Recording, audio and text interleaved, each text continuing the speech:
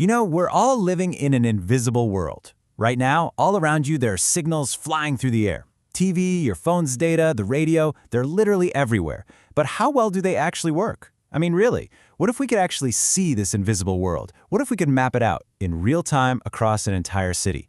Well, let's dive into how we can finally do just that. So, let me ask you something.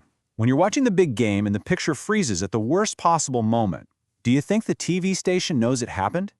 The truth is, probably not. For decades, the main way a broadcaster would find out there was a problem at your house was you. You had to pick up the phone and complain. Okay, so before we get into the solution, we've got to clear up a technical point. You may have heard the term RTX before, maybe even used incorrectly. It doesn't mean viewers. RTX actually stands for retransmitters. Think of them as part of the broadcast network's infrastructure, boosting the signal from the main tower out to your neighborhood. And this right here shows the classic setup. Broadcasters have always been pretty good at knowing the signal is working between their main transmitter, the TX, and that network of retransmitters, the RTX. But that last crucial step, the one from the retransmitter to your TV antenna, that has always been a massive, massive blind spot. So, if the old way of doing things is not only expensive, but also misses the most important part of the journey, how do you fix it? Well, this is where some really clever academic research comes in with a solution that's as simple as it is revolutionary. And this quote from the original research paper just hits the nail on the head. The old system works, sure, but it's inefficient because it does not extend monitoring to the coverage area. In other words, it monitors all its own gear perfectly, but completely ignores the one place that actually matters, your living room.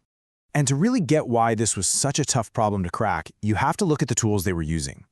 We're talking professional-grade radio frequency analyzers. These things are complicated, they're big, they're bulky, and they are incredibly expensive. How expensive?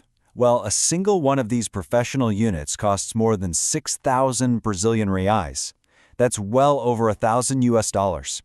Now, just imagine trying to buy enough of those to cover an entire city. It's just not going to happen. The cost makes it completely impractical.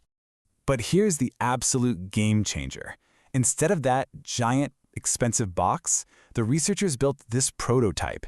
And look what it's made of. It's just two super common off-the-shelf parts, a tiny Raspberry Pi computer and a standard USB TV tuner stick you could buy online right now. And the cost for this new setup? Get this, just 232 reals. That is an insane, mind-blowing 95% cheaper.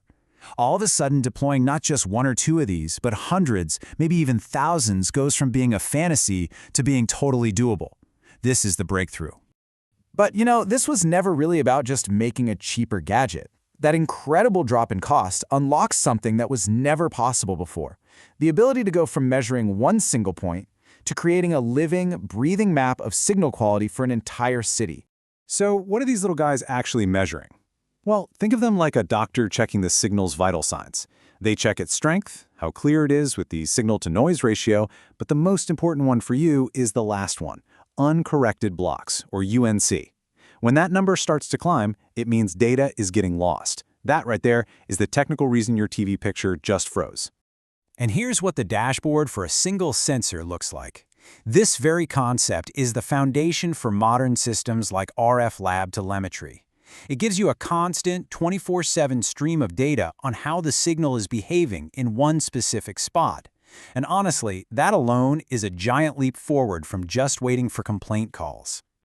Okay, so that's pretty powerful for one location. But what happens when you stop thinking about one sensor and you start thinking about hundreds of them, scattered all across a massive city like Rio de Janeiro? This is what happens. You get this, a living, real-time heat map of signal quality. Every single dot is a sensor feeding back data. Green, signal is great. Yellow, might be a problem. Red, you've got a serious issue. We're replacing old, estimated coverage maps with real hard data. Broadcasters can now literally see a problem area develop and fix it before anyone even has a chance to complain. Now, this is obviously a total game changer for TV broadcasting. But the full vision, the bigger idea here, is even more ambitious.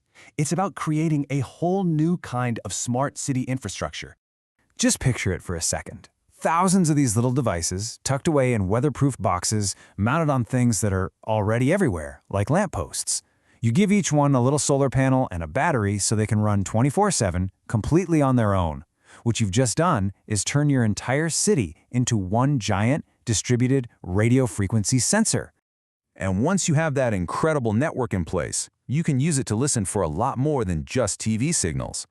I mean, the same basic hardware can be repurposed with just a software change. Imagine creating real-world maps of FM radio quality, or even better, mapping out 5G mobile coverage to see where the signal actually drops out, not just where the commercials say it should be. You could even use it for large-scale spectrum monitoring, kind of like air traffic control for our invisible and increasingly crowded airwaves. So, what started as a really smart, simple fix for TV reception has actually unlocked the potential for something so much bigger. It gives us the tools to finally see that invisible ocean of signals that powers our modern lives, which leaves us with a pretty fascinating question to think about. What else could we learn? What could we build if our cities could finally sense the invisible world?